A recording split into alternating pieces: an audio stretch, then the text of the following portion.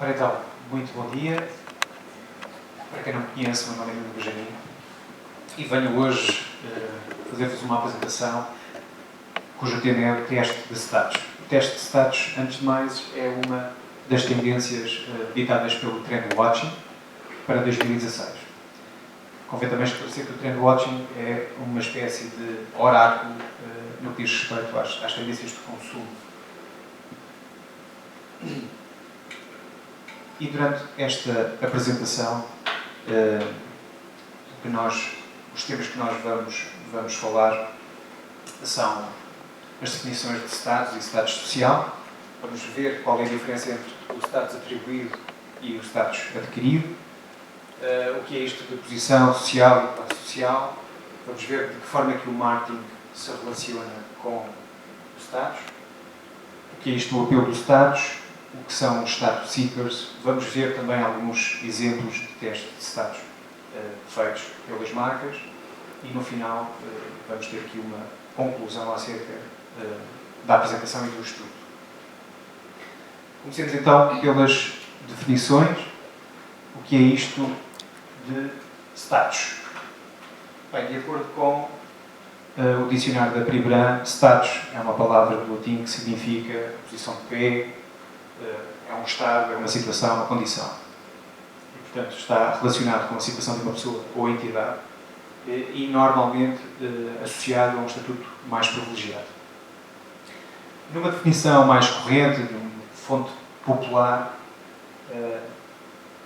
diz que a procura do status leva a que as pessoas gastam dinheiro que não têm para comprar coisas que não precisam, para impressionar pessoas de quem não gostam.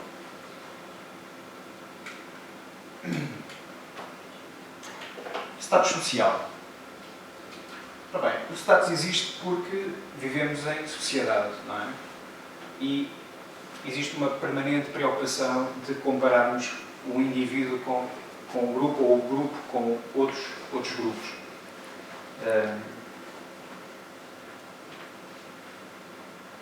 E assim, esta preocupação é já bastante antiga e poderemos verificar que em sociedades mais primitivas o status assumia uma forma de um capital mais intelectual. Ou seja, o fator de distinção de status tinha a ver com o domínio de capacidades como a caça, a pesca ou a utilização de ferramentas para o trabalho, por exemplo, da agricultura. Um outro fator de distinção do status tinha a ver com a experiência. Não é? Portanto, aparece-nos aqui um velho ancião como alguém que, pela sua idade, tem em si um maior saber, um maior conhecimento e havia, de facto, esse reconhecimento por parte dos restantes elementos dessa sociedade.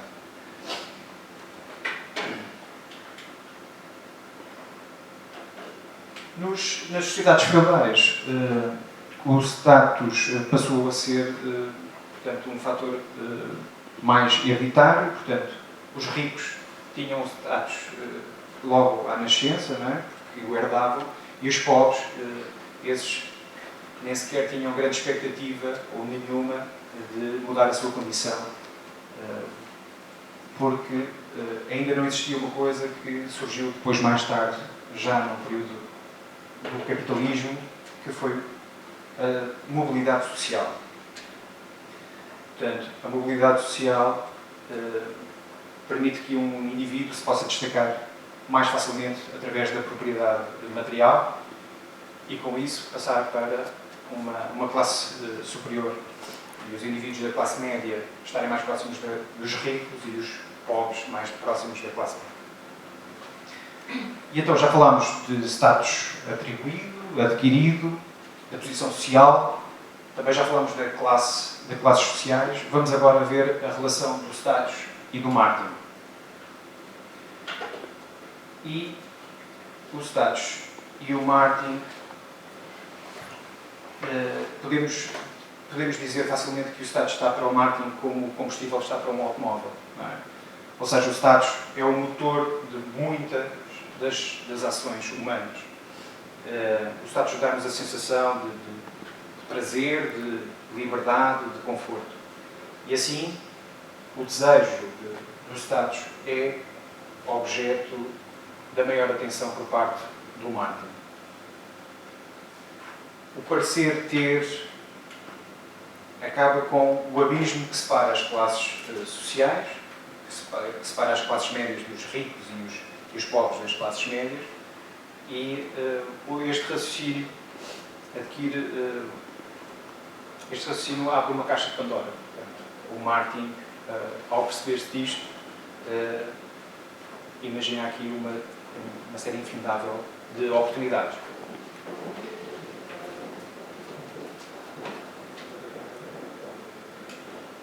Ora, o consumo, nós sabemos que o consumo é sobre o prazer, não é?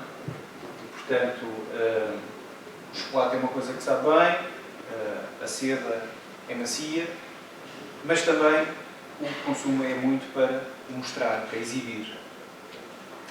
Permanentemente as pessoas anunciam as virtudes que obtêm através do consumo, assim como a felicidade espontânea no consumo de um determinado produto. Mas, afinal, o que é isto de teste de status? Vamos ver. Teste de status. As pessoas procuram, acima de tudo, os consumidores procuram, acima de tudo, a exclusividade.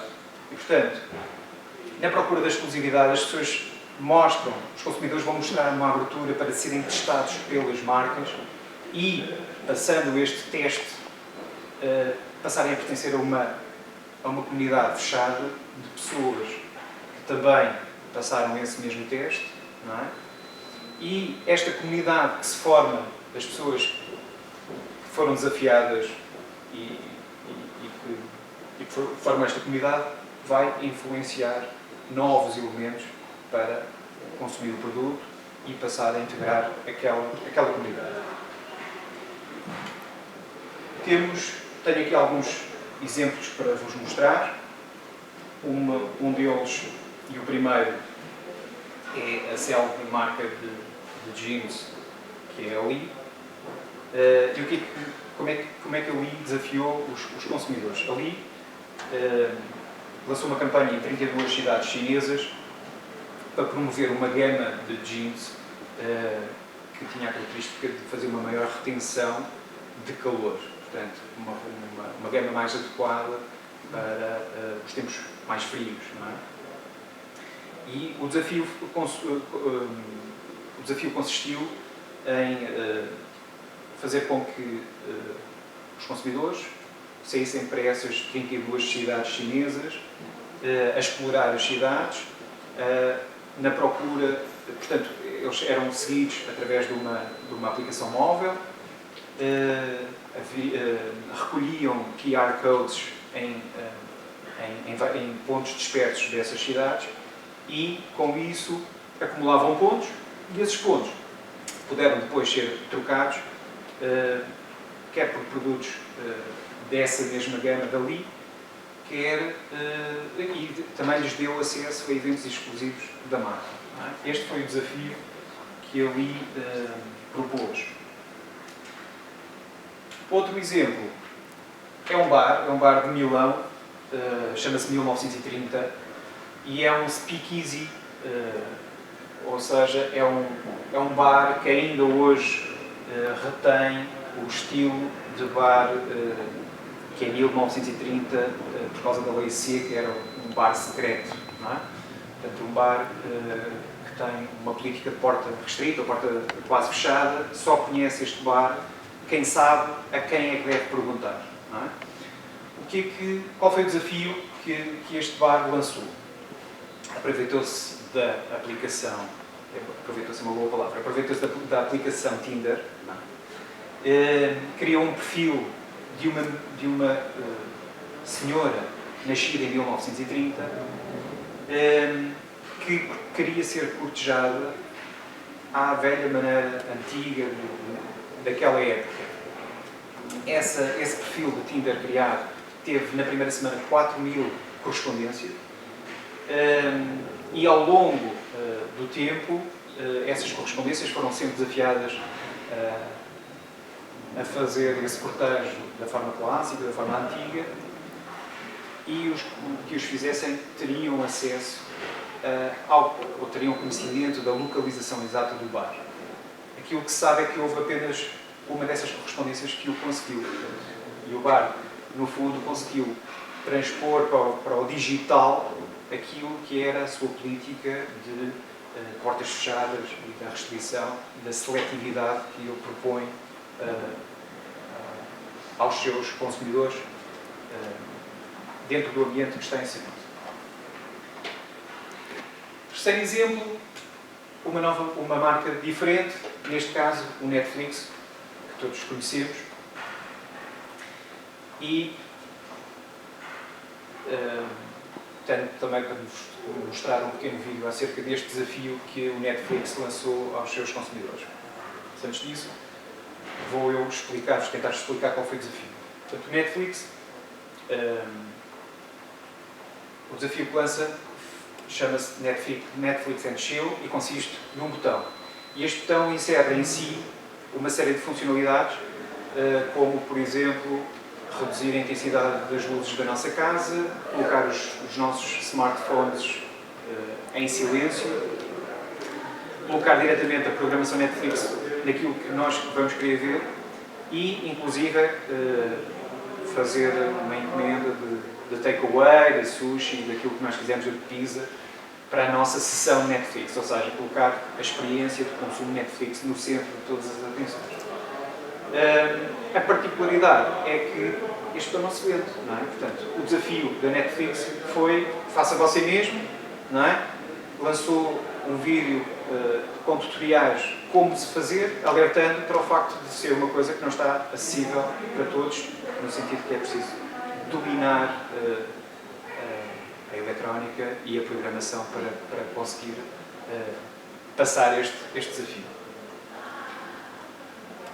E então, sugeria que víssemos então um vídeo.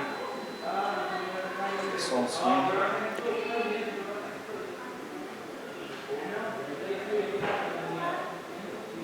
São 40 segundos, aproximadamente.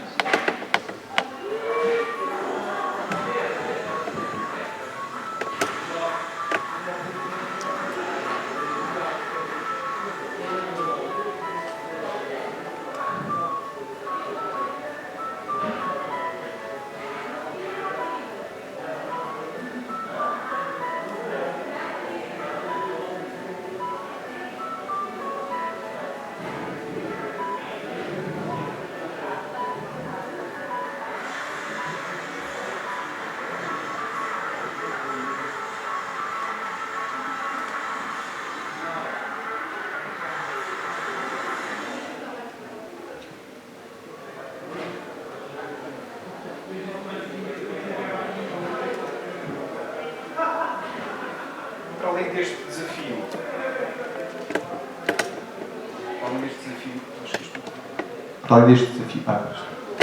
além deste desafio, a Netflix lançou ainda o Netflix Hot. Portanto, a filosofia de pensamento é exatamente o mesmo, é um do it yourself. O produto é ligeiramente, desliga-se, vou deixar, não sei porquê. O produto é que muda, portanto, em vez do botão, aqui temos umas meias e o objetivo é, obviamente, o mesmo, que é colocar a experiência de consumo do produto no centro de todas as atenções. As meias Netflix consistem numas meias tecnológicas que vão ajudar aquelas pessoas que normalmente hibernam para consumir uma temporada de 12 episódios seguidos daquela série que eles não podem perder e que, inevitavelmente, ao fim de 7, 8 horas ou menos, adormecem, cansaço perfeitamente normal, e o que habitualmente acontece é que quando acordam não sabem onde é que deixaram de ver, não é? Perdem o fio à meada. E as meias têm uma tecnologia que vai permitir que automaticamente a sessão seja colocada em pause, que ela detecta quando a pessoa entra num sono mais profundo e E isso faz com que, depois, quando a pessoa acorda, ok, foi aqui que eu adormeci, e quando retomar, sabe exatamente quando o fazer. Mais uma invenção, mais um desafio lançado pela Netflix aos seus consumidores. Portanto, a ideia é a mesma. Também é necessário ter, obviamente, conhecimentos na área da programação e da eletrónica para fazer. De qualquer das formas, quem quiser aceitar o desafio, Netflix tem os tutoriais disponíveis. Muito bem. E, em termos de exemplos de testes de dados, eram estes que eu tinha para vos mostrar. Conclusão. A conclusão que nós podemos, que nós tiramos a partir deste estudo e desta apresentação é que testar os dados é, obviamente, um desafio lançado pelas marcas e é um desafio, é elas desafiarem os consumidores a testarem-se eles próprios, não é? Sendo que a ousadia é nela própria também uma forma de status. Nós admiramos no nosso cotidiano